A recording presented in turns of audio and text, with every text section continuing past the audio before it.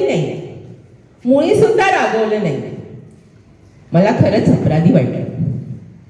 हळूच जवळ गेलो, ते घराच्या जवळ गेले. हळूच जवळ गेलो, दारावरनं बोटं फिरवली. घर शहारलं, घर लाजलं आणि खूप दिवसाला विसरलं. जे तितक्या दिवस ते नव्हते, ती गोष्ट ते विसरून गेलं घर. खूप दिवसाला विसरलं.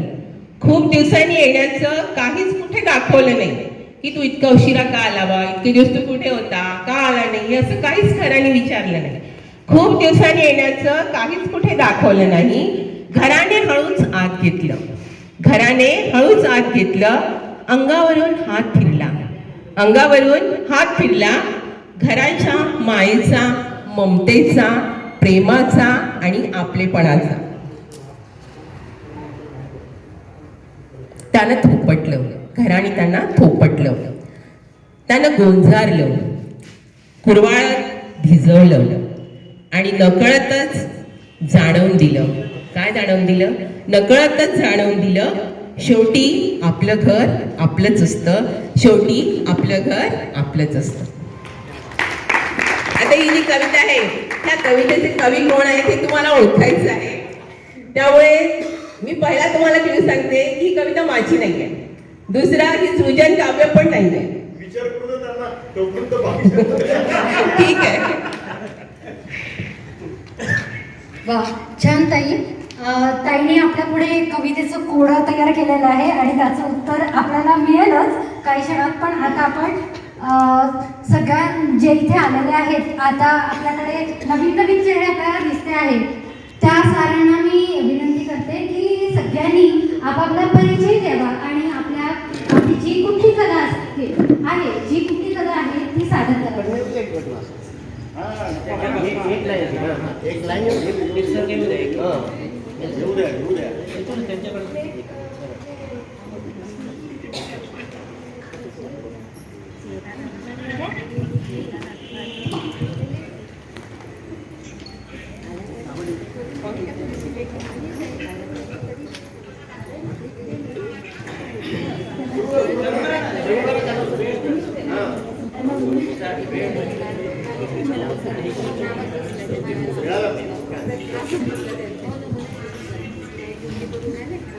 सर्वप्रथम सर्वांना माझा नमस्कार.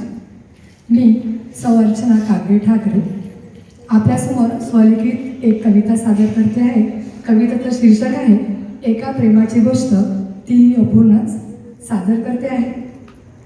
त्याने तिला पाहिलं, तिने त्याला पाहिलं, त्याने तिला पाहिलं, तिने त्याला पाहिलं.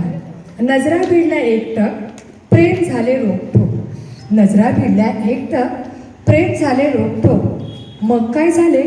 हो हो सांगते, धीर धरा थोडे.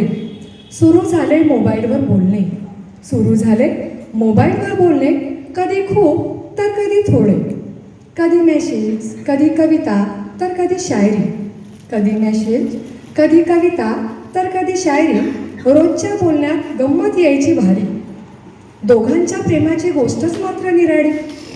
दोघांच्याही भावना आल्या उंच म्हणून, दोघांच्याही भावना आल्या उंच म्हणून. प्रेम वाहू लागले मनामनातून. सुरू झाले मग त्याचे, सुरू झाले मग त्याचे. दिल पुकारे आरे आरे आरे. मग तिचेही जब भी पुकारा हमको आना पडेगा. बोलणे व्हायचे तासनतास, बोलणे व्हायचे तासनतास. प्रत्येक भेटी काहीतरी खास. तू माझाच ना, तू माझीच ग. मिठी मारताना मात्र व्हायचा वेगळाच भास. दोघांच्याही ओठी एकच आस, दोघांच्याही ओठी एकच आस. तू म्हणा मी तुला जपावे एकच ध्यास. भेटण्याची दोघांनाही तेवढीच आस.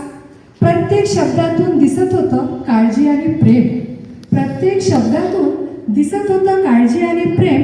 मात्र प्रेम होतं त्यांचं खरं खरं सेम सेम. दोघांचेही जीवापाड असलेलं हे प्रेम नातं पहाटे पडलेले गोड स्वप्न होतं, जे कधी खरं न होणारं. सत्य काही निराळं, वास्तव काही वेगळंच. शेवटी काय असतं, प्रेम हे प्रेम असतं, तुमचं आमचं सेम असतं. बोलण्यातून नसलं तरीही आठवणीत मात्र नक्की असतं. प्रेम हे प्रत्येकाच्या नशिबात नसतं आणि खरं प्रेम हे प्रत्येकाला कळत नसतं. म्हणूनच म्हटलं जातं, प्रेमाला उपमा नाही, प्रेम हे देवाघरचं देणं. धन्यवाद. एका प्रेमाची गोष्ट तीही अपूर्णच. प्रेम म्हणजे प्रेम असतं, तुमचं आमचं सेम असतं. असं काहींच्या कवितून खूप छान असं गुलाबी वातावरण आता तयार झालेलं आहे. आणि प्रेम कविता याचं असं सेपरेट असं सृजनवरती जिचं एक सत्र झालं जवळपास 12 ते 13 कवितांचं. तर आता रोहिणी ताई आलेलीच आहे, आता तिला आपण बोलते करूया.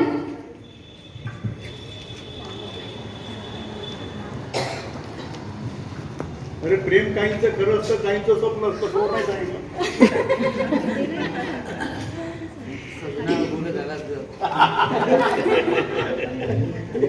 सगळ्यात पहिले सृजनला नवीन वर्षाच्या खूप खूप शुभेच्छा. आणि सृजनच्या वतीने आज आपण इथे जमलो आहे, त्यामुळे तुम्हा सगळ्यांना नवीन वर्षाच्या खूप खूप शुभेच्छा. जुही म्हणाली प्रेम कविता, आणि लिहिते मी खरंच प्रेम कविता. आणि तशी तू गोडच आहेस अगदी गोदावशी. सगळीजण गोडच असतात, आपण गोडवा टिपायचा फक्त, असं काहीच नसतं. सगळ्यांमध्ये काही ना काही गोड असतो. आता राणी काका किती छान गोड कविता करतात. पण प्रेमाचा उपमा तिखट असतो ना. ते पण आहे. तर आज मी एक कविता सादर करणार आहे, तर ती तुम्ही चांगली ऐकून घ्या. आणि ज्योतिताईंनी कसं कोडं मांडलंय ते कोडं मी नंतर तुम्हाला सांगणार आहे. कवितेचं तिने घर सांगितलं, मी दार सांगणार आहे. मग घरीदारी प्रेमच असतं. तुझा किनारा माझ्या लाटा, तुझा किनारा माझ्या लाटा, सारे सारे नश्वर आहे. तुझा किनारा माझ्या लाटा, सारे सारे नश्वर आहे. नाते अपुले नाते नाही, वाळूवरचे अक्षर आहे. असल्या वेळी सांग कसे मी गाणे गावे हिरवाईचे, असल्या वेळी सांग कसे मी गाणे गावे हिरवाईचे. एका पिवळ्या पानापायी झाड भासते जर्जर आहे. तुझ्या पायरी पाशी आलो आणि अचानक हे जाणवले, तुझ्या पायरी पाशी आलो आणि अचानक हे जाणवले. तुझ्या आणि माझ्यामध्ये, खूप सुरेख ओळ रसिका, तुझ्या आणि माझ्यामध्ये अजून 7 पावले अंतर आहे, 7 पावले अंतर आहे.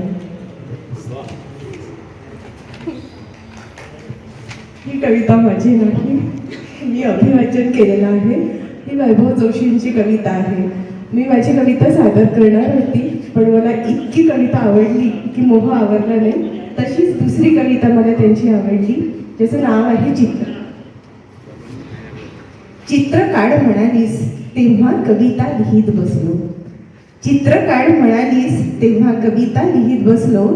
आणि कविता लिही म्हणालीस तेव्हा शून्यात बघून हसलो. शून्यात बघू नकोस, शून्यात बघू नकोस म्हणालीस तेव्हा तुझ्या डोळ्यात बघत होतो. शून्यात बघू नकोस म्हणालीस तेव्हा तुझ्या डोळ्यात बघत होतो. तुझ्याप्रमाणे नाही तरी माझ्या परीने जगत होतो. ह्याला काय जगणं म्हणतात का म्हणालीस तेव्हा अनेक मरणं भोगून झाली होती. ह्याला काय जगणं म्हणतात का म्हणालीस तेव्हा अनेक मरणं भोगून झाली होती. तुला भोग कळे कळे तो वासना वेशीवर टांगून झाली होती. वेस कुठे आहे म्हणालीस, वेस कुठे आहे म्हणालीस तेव्हा वेशी पल्याड गेलो होतो. वेस कुठे आहे म्हणालीस तेव्हा वेशी पल्याड गेलो होतो. तू रे कोण म्हणालीस तेव्हा मी तर तूच झालो होतो. आता तूही डोळ्यात रासून डोळ्यात देखत विरते आहेस. आता तूही डोळ्यात असून देखील डोळ्यात देखत विरते आहेस. माझी कविता आली गोंधळून माझी कविता भाळी गोंधळून चित्र म्हणून फिरते आहेस, चित्र म्हणून फिरते आहेस. मला फार आवडतात वैभव जोशी, संदीप खरे, नंतर गुरु ठाकूर, त्यानंतर खूप आहे ही लिस्ट. आज आणि कालपासून सतत हेच वाचत होते आणि त्यांच्या कवितेचा पिंगा असा माझ्या मनावर होता.